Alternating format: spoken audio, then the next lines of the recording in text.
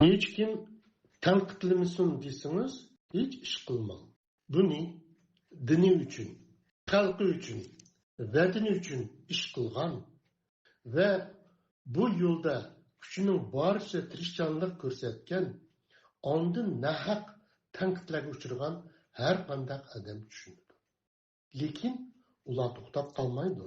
Tanqidchilarning, hasadxo'rlarning ularni to'xtatishga urinishdan iborat orzusini ishga oshirib bermaslik uchun burunqidan bakrak tirishidi. Chunki ularmu biladiki, insoniyatning baxt saodati uchun bosh qotirgan va yaxshi ishlarni qilgan kishilarning hech biri tanqidchilar bilan hasadxo'rlarning zaharlik iflos tilidan saqlanib qolmagan. Hatto kamchiliklardan butunlay pok payg'ambarlarmu shundoq bo'lgan. Tanqidlash va ayiblash degan to'limi o'ng'ay. Buni har kim qila oladi. Ammo natija yoritish nihoyatda qiyin. Uni har kim qila olmaydi. Biror kitobni yoki biror ilmiy maqolani tanqidlash nihoyatda o'ng'ay. Buning uchun 5 minutmi vaqt ketmaydi. Ammo biror kitobni vujudga chiqarish uchun yillar ketadi. Ba'zida 5 yil, ba'zida 10 yoki 20 yil ketadi. Ba'zida biror ilmiy maqolani yezish uchun oylar ketadi. Mayli ilmiy yoki moddiy qandoqla bir xizmatni yoki biror yaxshi ishni tanqidlash nihoyatda o'ng'ay. Ammo uningdan yaxshirog'ini vujudga chiqarish o'ng'ay emas. Bu yerda mundaq bir savol tug'iladi. Mabodo siz tanqidlagan shu ishga o'zingiz mas'ul bo'lgan bo'lsangiz, undan yaxshirog'ini qila oladingizmi? Buni har bir tanqidchi o'z vijdonidan so'rashi lozim. Tanqid kamchilik va yetarsizliklar ko'rsatib berilgan fikr deganlikdir. Tanqid hayotimizdagi ko'plagan sohalarni o'z ichiga oladigan bo'lib, ilmiy yoki adabiy asar, she'r, nutq, siyosat, san'at, diniy masala, ko'z qarash qatorliq nurg'un sohalarda bo'ladi. Ijobiy tanqid boshqalardan sodir bo'lgan ish harakat, gap so'z va ko'z qarash qatorliqlarga haqqoniy va to'g'ri baho berish deganlik bo'lib, ijobiy tanqid shaxslarni va kollektivni taraqqiy qildirish, texmo yaxshi saviyaga ko'tarish uchun qilinadi. Ijobiy tanqid kishilarning niyati yoki o'y xiyoli bilan hisoblashmasdan mazkur masala ustida bo'ladi. Ijobiy tanqid kishilarni sazoy qilish uchun emas, uningga yordam qilish uchun, ularning o'ziga qilinadi. Ijobiy tanqid ishlarning talabga loyiq shaklda elib berilishi va ijobiy natijalarning maydonga kelishi uchun to'liq foydalidir. Ijobiy tanqid samimiy nasihatdir. Imom Shafiiy tanqid va nasihat haqida mundaq degan ekan: birovga maxfiy holda nasihat qilgan odam uningga nasihat qilgan bo'ladi.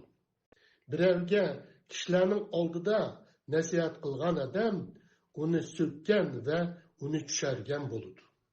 Salbiy tanqid shaxs va kollektivni yiqitish, taraqqiy qilishning va gullanishning oldini to'sash uchun elib beriladigan o'ch adovat, hasad va dushmanlik xarakterli qilmish bo'lib, u buzg'unchilikning o'zidir.